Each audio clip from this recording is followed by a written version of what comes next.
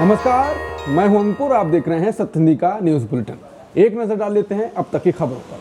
America के राष्ट्रपति Trump ने एक बार फिर बड़ा बयान दिया है, जिससे भारत और अमेरिका के बीच व्यापारिक तनाव और बढ़ सकता है। ट्रंप ने कहा है कि वो भारत पर और ज्यादा टैक्स लगाने जा रहे हैं। उन्होंने कहा कि मैं अगले 24 घंटों में भारत पर टैरिफ और बढ़ाने वाला हूं। 25% जो हमने पहले तय किया था उसे अब बदल रहे हैं। बता दें, ट्रंप के पिछले बयान के बाद भारत ने जवाब दिया था। इसके बाद अब ट्रंप ने फिर धमकी दे दी है। रूस ने मंगलवार को अमेरिका पर आरोप लगाया कि वो भारत पर गैर कानूनी व्यापारिक दबाव डाल रहा है। ये बयान तब आया जब अमेरिकी राष्ट्रपति ने एक बार फिर धमकी दी कि अगर भारत रूस से तेल खरीदता है तो अमेरिका भारत पर और ज्यादा टैक्स लगाएगा। इस पर क्रेमलिन के प्रवक्ता दिमित्री पेस्कोव ने कहा कि हम ऐसे कई बयान सुनते हैं जो असल में धमकियां हैं। ये उन देशों को मजबूर करने की कोशिशें हैं कि वो रूस के साथ व्यापारिक रिश्ते तोड़ दें।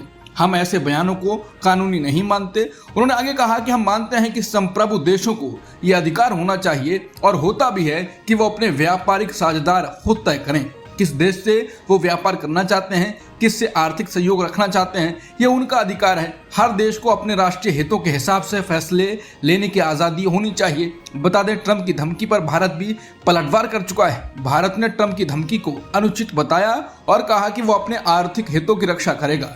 रॉयटर्स को भारत सरकार के 2 सूत्रों ने बताया कि भारत रूस से तेल की खरीद बंद नहीं करेगा, चाहे अमेरिका कुछ भी कहे या धमकी दे।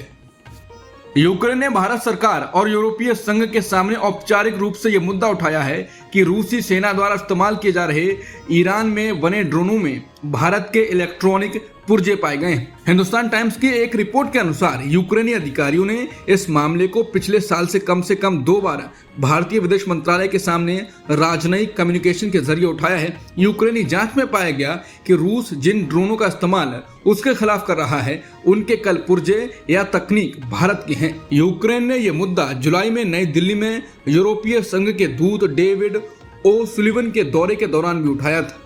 यूक्रेन की ओर से लगाए गए आरोपों पर भारत ने अब अपनी प्रतिक्रिया दी। भारत के विदेश मंत्रालय के प्रवक्ता रणधीर जायसवाल ने साफ किया है कि भारत जो भी सामान एक्सपोर्ट करता है वो हमारे अंतर्राष्ट्रीय नियमों और देश के कानून के मुताबिक होता है। हम पूरा ध्यान रखते हैं कि हमारे यहाँ से भेजा गया कोई भी सामान किसी गलत काम में इस्तेमाल ना हो।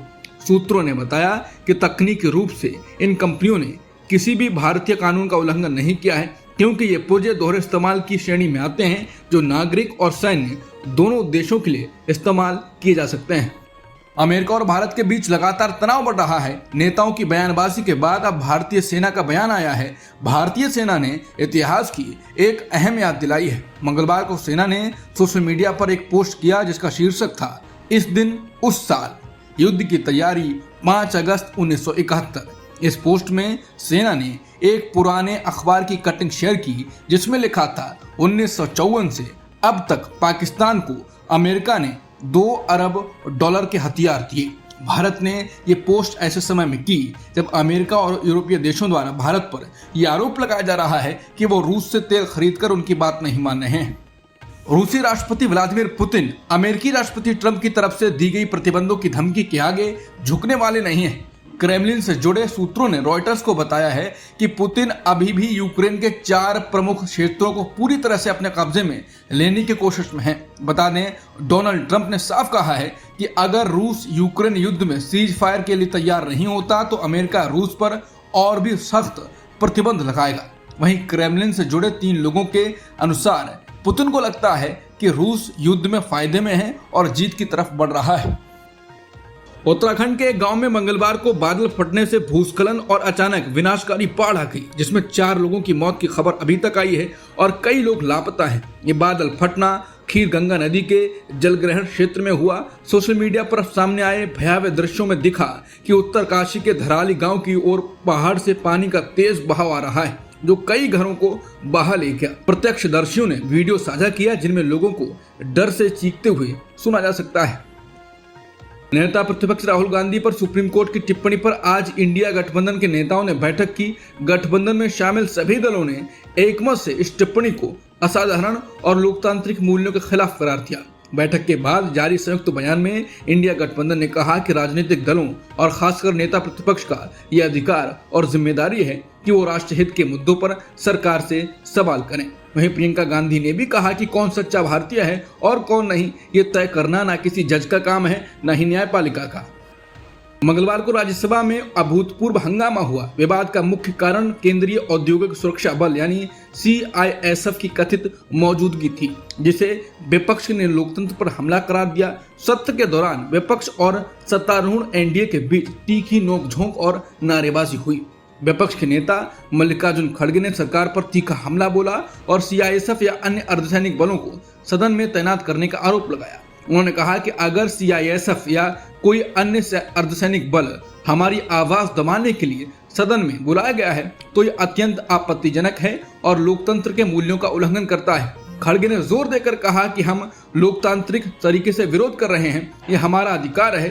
खड़गे ने कहा, क्या ये सदन उपसभापति चला रहे हैं या गृहमंत्री अमित शाह चला रहे हैं? इस बयान ने सत्तारूढ़ बेंचों को और भड़का दिया।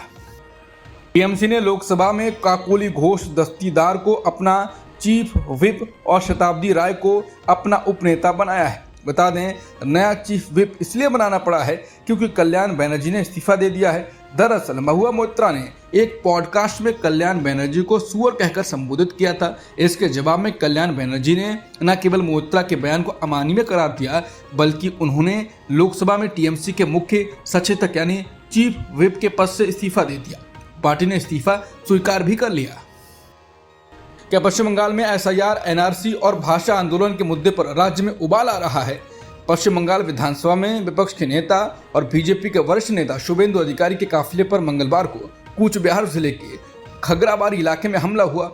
BJP ने इस हमले के लिए सत्तारूढ़ तृणमूल कांग्रेस के कार्यकर्ताओं को जिम्मेदार ठहराया है, जबकि TMC ने इन आरोपों को पूर्व नियोजित नाटक करार देकर खारिज किया। BJP नेताओं ने दावा किया है कि यह हमला TMC के शीर्ष नेतृत्व की सहमति के बिना संभव नहीं हो सका। इस घटना ने पश्चिम बंगाल की सियासत में एक नया तूफान खड़ा कर दिया है, क्योंकि SIR, NRC और भाषा आंदोलन के मुद्दे पर BJP और TMC आमने सामने है।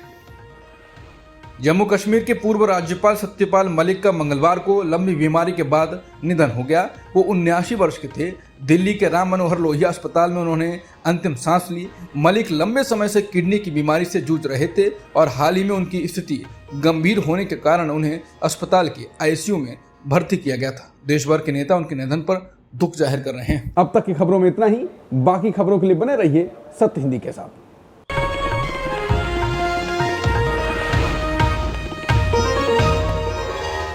Copyright disclaimer under Section 107 of the Copyright Act 1976. Allowance is made for fair use for purposes such as criticism, comment, news reporting, scholarship, and research. Fair use is a use permitted by copyright statute that might otherwise be infringing.